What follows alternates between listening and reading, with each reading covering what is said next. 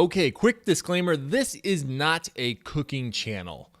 So you will be disappointed in the presentation, but I'm going to explain to you how to make Elsie's dumplings or Grandma Elsie's dumplings. But first, I'm going to go into 10 minutes of storytelling and nostalgia. That's actually a joke because it's really annoying. My wife always complains when people try to do a recipe or show how to cook something and they spend too much time talking about nostalgia. This is the recipe. It's a guideline. It is not the rule. So take a look at it. You can make a copy, but we're just going to kind of wing it. Okay, you're going to want to start off with about 6 large potatoes.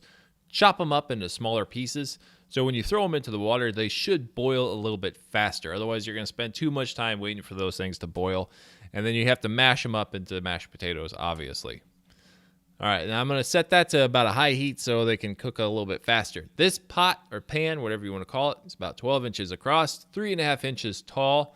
The bigger the pot, the better. You need a lot of space. And in this example, I kind of made a mistake or went down the wrong path and had to improvise. I had 32 ounces in a jar, so I had 2 jars, total 64 ounces. I was going to use a jar and a half. What I wanted to do is set a bed of sauerkraut on a very low heat to start to simmer because you want that sauerkraut to be hot when you start throwing the meat in. And last time I thought I used 4 kielbases. Sometimes you can use a pork roast. You slice the pork roast up into slices and throw that in. I like to use kielbases because there's a little bit less grease. Like I said, I thought I had 3 or 4 last time, but it was actually 3 last time and not 4, so I had this ridiculous amount of meat. So I ended up adding the remainder of the sauerkraut because you don't want to have too much meat or too much sauerkraut. There is a nice balance between the two, and I added all of it. So really a bigger pot would have been nice here. There's about 2 or 3 cups of flour, kind of depending on how big you want to go. I added about 3.5 cups of mashed potatoes in this shot, but then once I realized the pot wasn't going to fit and I had to split the dumplings between the 2 pots, so I ended up using all the mashed potatoes. But it started off with 3.5 cups of mashed potatoes, maybe a 1/3 cup of cream of wheat, 5 or 6 eggs here. But again, there's no set rule. It's kind of your personal judgment. You want the dough to be like tough, but not too dry, but certainly not too wet. If it gets too wet, it's getting too sticky, and you can't make a good dumpling. And if you have a KitchenAid, great, because mixing it this way can turn into a real exercise. But that first dumpling I made was perfect. It didn't stick to my hands at all. It has a nice consistency. Then this started happening. That's a problem. That means you need to start adding flour if they start sticking. That's the dumpling that's how you want it to look. What I ended up doing was I made enough dumplings to cover the entire top, sort of make the top of the sauerkraut and pork, cover that with dumplings. And I had to split the recipe into the second pot that had the mashed potatoes because I realized I was making too much.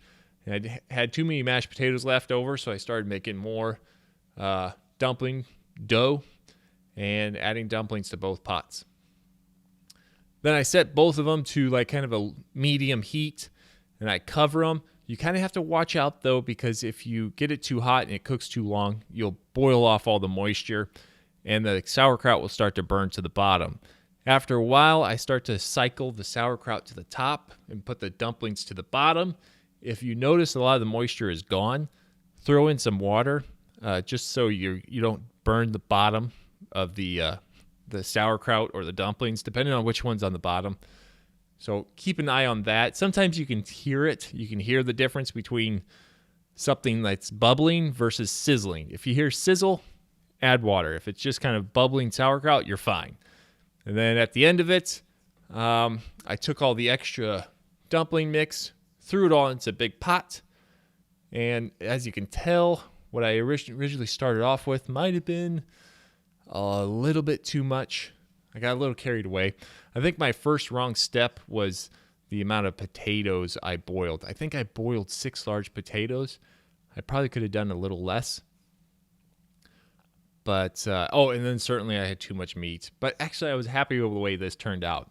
This recipe is something you can improvise and adjust your quantities if you find out you're too low or too much on one or the other. So ultimately I was pretty content with the way this turned out. Like I said, you can use a pork roast as well, but I prefer the kielbasa's. It's a little easier to handle as well. And there you go. That's the final shot. That is Grandma Elsie's pork and dumplings with sauerkraut. And yes, it is a very German meal, but it will stick to your ribs. I would definitely recommend it for the winter.